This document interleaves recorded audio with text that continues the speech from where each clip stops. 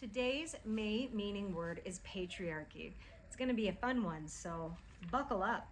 In the Greek, it literally means rule of the father. One definition says that it refers to a social system where men control a disproportionately large share of social, economic, political, and religious power.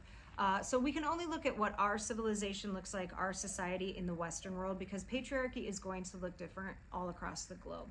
But our society has decided that men have always been at the absolute top, the hierarchy of everything, that they have built a world for men, by men, with no regard to women, and that women were completely left out or kicked out of all of it. And I'm going to, right out of the gate, challenge that with people like the Queen of Sheba, who had power in the Old Testament, and then you have Cleopatra, who had political power, and then you also have all these queens and matriarchies all throughout the history of Europe.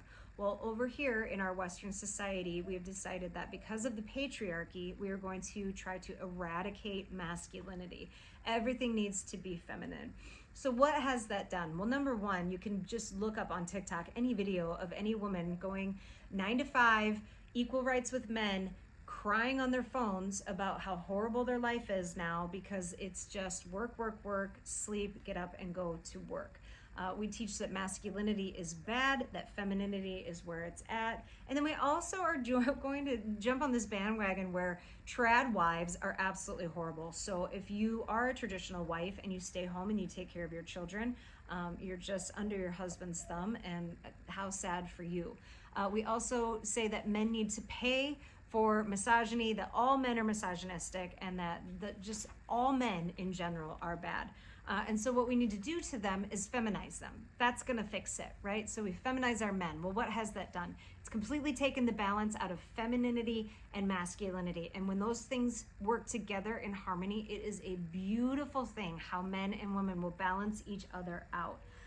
And another thing too that I wanna hit on is that if you are a victim of the patriarchy, or you are oppressed because of the patriarchy, please take time to look around in your life. Women, we have every single right that men have. We are not oppressed and we are not victims. We are free women, and we can choose to do anything that we want in our society. And if anything, we should be very, very thankful for what we have. And that's the dang truth.